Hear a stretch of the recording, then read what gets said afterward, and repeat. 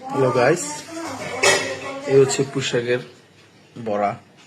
চাপা শুটকি দিয়ে ভর্তা বানানো হয়েছে। এই যে ভর্তা ভর্তা বানানোর পর প্রসেসিং করা হয়েছে। এখানে পুঁইশাকের পাতা দিয়ে মোড়ানো, সেগুলো আবার তেলে ভাজা হবে। তো ভাজার পরেরটা আপনাদেরকে দেখানো হবে। সাথে আপনার আজকে আছে রেসিপি, এই যে বেগুন ভাজা, গরম গরম বেগুন ভাজা, আর এই পুঁইশাকের বড়া খেতে কেমন হয়। হ্যালো গাইস, এই যে পুঁইশাকের বড়াগুলো ভাজা হচ্ছে তেলে, তেলে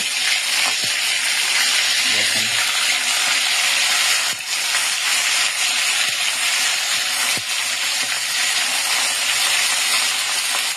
গরম গরম ভাত দিয়ে খেতে অনেক সুস্বাদু। সেটা আমার মা ভাগাতে ভাগাতে খাওয়া হয় না, তুমি যাতে আসার পরে বলছি। হ্যালো গাইস, এই যে বড়াগুলা রেডি হয়ে গেছে, দেখেন ব্রাউন কালার হয়ে গেছে। এখন গরম ভাত দিয়ে একটু পরে আমরা খাবো। আপনারা হয়তো বা গন্ধটা পাইতেছেন না, সেই রকম স্মেলটা অনেক দারুণ। শুটকির অনেক স্মেল আসতেছে। দিয়ে মাছ দিয়ে কেমন হয়েছে তরকারিটা দেখেন। মেনুটাও আছে সাথে।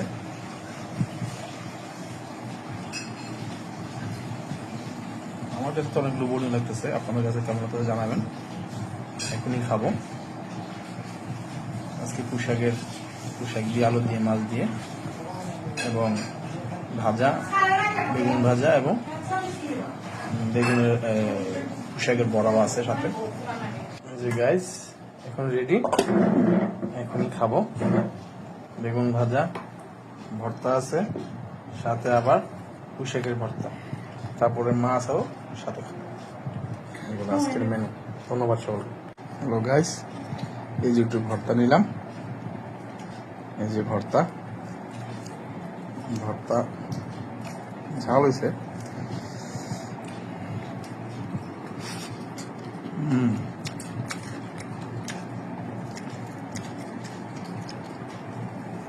ভর্তার অনেক টেস্ট হয়েছে।